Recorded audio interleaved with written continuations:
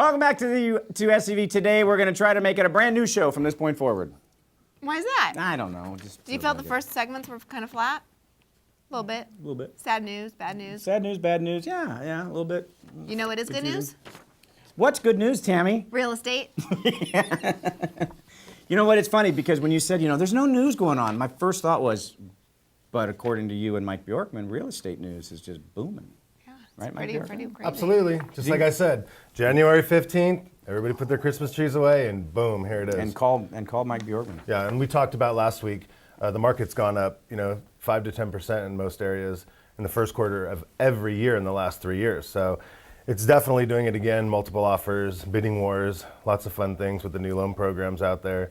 But interestingly enough, as a listing agent, most of my clients call me to put their homes on the market. And this has to be talked about this week because people, either they're not interviewing anybody and just randomly listing their homes with anybody, or they're doing their due diligence, but they're not really sure what questions to ask. And the big one this week is people have called me and said, Mike, I want you to come over. I'm interviewing 3 to 5 agents, and they're all from different companies. And a couple of the people are saying, why am I interviewing people from different companies? Does it matter? And that's an excellent question, and we really should talk about it.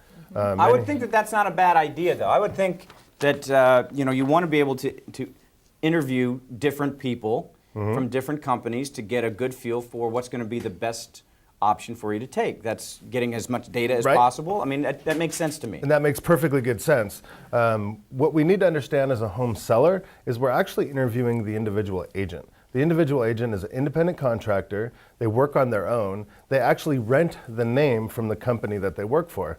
So I worked for RE/MAX for 20 years, Keller Williams for 3 years, and now I opened up HomeSmart. My marketing has only improved, and the firm has had nothing to do with it except for when I got to HomeSmart, and we can talk about that later. But when you interview the agent, one agent might work for RE/MAX or Realty Executives or anybody. They might do a whole lot of marketing, and they pay for that out of their own pocket. You got to remember the firm, the broker, they don't pay for that. The agent does. So it's all about the marketing dollar the agent's willing to commit to. So if I'm willing to commit 1% or 2% of my commission to the marketing dollar, you're going to get your home sold a lot quicker for a lot higher price. Some agents or some discount brokers, let's say, don't do anything to market your home. They're going to take a lot longer to get your home sold. They're not going to do anything to market it. So instead of interviewing the firm, you want to interview the agent. Most of the big brands, your RE/MAXes, your HomeSmarts, all that stuff, they offer continuing education to the agents. They do offer some classes to the agents. So that's one of the really good questions to ask is, hey, what do you do for your continuing education? What do you do to better yourself? What do you do to market the home? Because the firms don't do it. It's the individual agent, if that makes sense. A question that we get a lot is, where's your office? And does it matter where the office is? It absolutely does not. Everything today is online. People don't drive down the road and say, oh, there's a Century 21. I'm going to go in there and buy that exact house. They go in there, they might stumble across an agent. Typically, the agents sitting around waiting for somebody to come in are beginner agents, so that doesn't do you any good. So I don't care if your office is in Malibu or Sacramento. It's what the agent is doing individually to market the property. So that has nothing to do with nothing. And it's really interesting. One of the benefits of our company, HomeSmart, is the tools and technology. So I can get a brand new agent. I could take you in today. I could give you our marketing, virtual tours, QR codes, flyers, single property websites, tremendous SEO, everything on the back end, and you could be very successful day one. Of course, that's why I started the franchise out here, but normal companies, they don't offer things like that. So we have a much better chance of doing a good job as a brand new agent at our company versus others. But, again, it boils down to what is that agent, not firm, willing to do for you? Well, so here's a mindset that I've often had, and you tell me if I'm wrong, and if I'm wrong, I'm wrong. And you know I that love to do that. I know, and I'm cool with that. You're wrong. I want to know. I'm going to jump ahead and say I'm wrong. ahead right now. I've always been someone who likes the national brands. When it comes to insurance, I'm thinking State Farm, Farmers. I'm not thinking, Billy Bob's Insurance, down on the corner of 14th or whatever. 14th and Railroad. Wait, that's us. Does the size of the company really matter? I mean, if it's a national company, if it's a RE/MAX, if it's one of these large companies, does that really matter? Does that help if you're trying to sell or buy a house? Not even a little bit. Okay. Why? The only one slight benefit is if the company did a lot of networking with them themselves, but they don't anymore. They used to 20 years ago when I first got in the business. So I'm a firm believer, if I'm driving through Barstow, California, freaks me out, I'm gonna stop at McDonald's in hopes that it's, a conforming good brand that I can count on. Totally different with real estate. That means nothing. So just like you said, I'm the same way. When it comes to insurance, I'm an Allstate. I don't want to go to lizard companies when they were new and stuff. I didn't trust them. but that's different because that firm, that company actually is the one to take care of you. That's not the case. That's not the case in real estate companies. We're independent contractors. We all do something completely different. There's no rules that we have to abide by. I mean, there's obviously rules and laws and code of ethics, blah, blah, blah. But there's nothing that the broker says, Mike, you have to do this to market this home. You have to do that to market your home. They just hire you on as an agent and say, knock yourself out. Wow. And the brokers hope that they get paid someday, which is not the way you do it. So basically out there, you want to interview the agents. I don't care if 3 of them are at Realty Executives or at HomeSmart, interview those agents, not necessarily the firms, because it makes a huge difference in what you're getting. What about ownership? Does the owner matter? Owner of A business, of a Remax, a Keller Williams, a HomeSmart. Does it matter who that owner broker is? Well, does that make a difference? I'm glad you asked that. Actually. As the owner broker, I'm kind of good at my job. as the owner broker of HomeSmart and SCV Leasing, I am very passionate about being involved with my agents, training the heck out of the agents. We offer more training and more continuing education than anybody else. I get involved personally when there's issues, problems, challenges. So that could be a difference.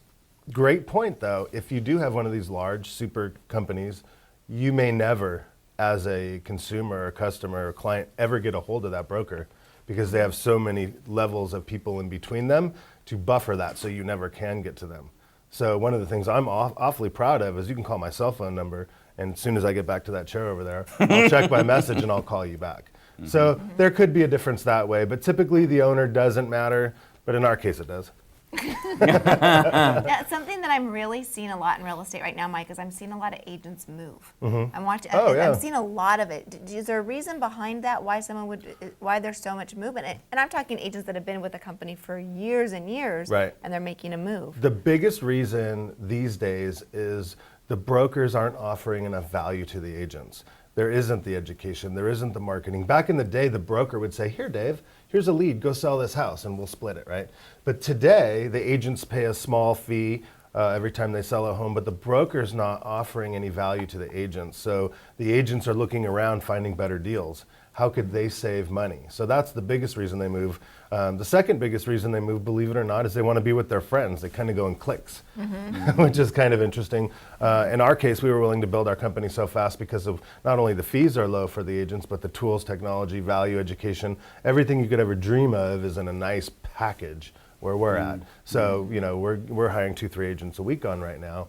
For good reason, but agents move, and sometimes they just get desperate in the business and think there's false hope somewhere else. But as an independent contractor, it doesn't matter if you wear a yellow jacket, a red jacket, a blue jacket. It's what you do. Do you get up every day? Do you hustle? Do you prospect? Do you network? What are you doing to actually get homes sold? If you're sitting there watching TV, doing nothing, because it's hard when you're self-employed. What do you do every day? Set your schedule, or do you just sit around and wait for the phone to ring? Right. So Right. And if that's you're a really interviewing big an difference. agent, definitely check out their social media and see what they're doing to promote the homes that they currently have listed. Right. I would check out everything, their market plan, their social media, do Google searches on them, have them come show you. And what I always offer our clients is come to the office.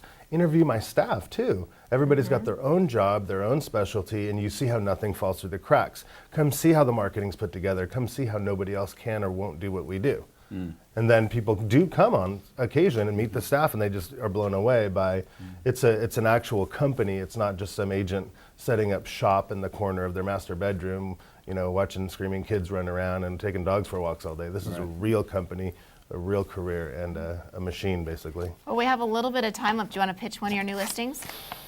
Someone that might be watching? Probably the best one, 22600 White Wing in Circle J Ranch. I love this house mostly because of its location and what it has to offer. First of all, it's one story, big one story, 3-car garage, very private, has a pool and double RV parking and a cul-de-sac. and it's newer, and it's really central in town for $575.